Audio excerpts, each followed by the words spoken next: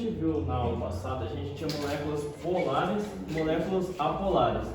Então, os estados físicos estão diretamente relacionados com a interação entre as moléculas. Quando a gente tem um estado sólido, a gente tem um estado organizado. Quando a gente aquece a substância para ela se transformar no estado líquido, a gente tem ruptura de forças que ligam as moléculas. E quando a gente transforma no estado líquido para o gasoso, a gente rompe todas as forças, ou seja, as moléculas não interagem entre si, elas estão soltas para flutuar por aí. Então, a gente tem várias forças intermoleculares, ou seja, forças de ligação entre as moléculas.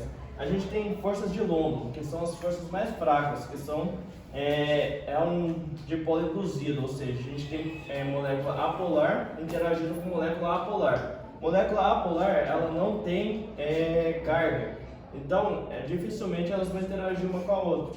Só que como os elétrons estão sempre em movimento, pode acontecer de uma molécula adquirir certa carga e essa carga induzir outras moléculas e assim elas terem uma força ali meio que fraca entre elas. Então a gente chama isso de forças de London, que é um dipolo induzido. A gente está induzindo outra molécula, mas é uma força bem fraca. Quando a gente tem uma força dipolo, ou seja, força entre moléculas polares com moléculas polares, então como é uma molécula que tem carga, ou seja, a gente tem um elemento eletronegativo com um elemento menos eletronegativo, então ela vai ter uma carga positiva e uma carga negativa. Essas cargas elas vão interagir entre as moléculas e vão formar uma força entre elas, então fazendo com que a gente tenha uma interação de polo aqui. E essa força é bem mais forte do que a outra. E por último a gente tem as ligações de hidrogênio, que é o que? A molécula de hidrogênio ligado com ou flúor, ou oxigênio, ou nitrogênio. Porque a diferença de eletronegatividade deles é muito grande. Esses três elementos são muito eletronegativos e o hidrogênio está lá no final da nossa escala. Então a força que vai ligar os dois é muito forte. Então ela vai ser uma força intermolecular muito mais forte do que as outras duas. Então, dependendo da intensidade da força, a gente vê da mais fraca, do dipolo induzido, dipolo a dipolo e ligação de hidrogênio, vai ser maior ponto de ebulição e de fusão. Então as ligações de hidrogênio vão apresentar maiores pontos de ebulição e pontos de fusão. Então é muito mais difícil você quebrar a molécula. Lembra que para você mudar de estado físico você tem que romper as forças que ligam as moléculas. A gente não rompe a ligação, a gente rompe as forças intermoleculares entre moléculas.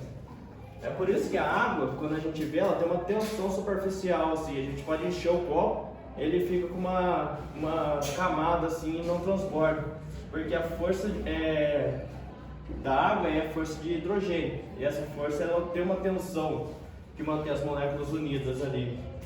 Então, tem que lembrar disso daqui, ó. A intensidade define o estado físico dela, a temperatura ambiente.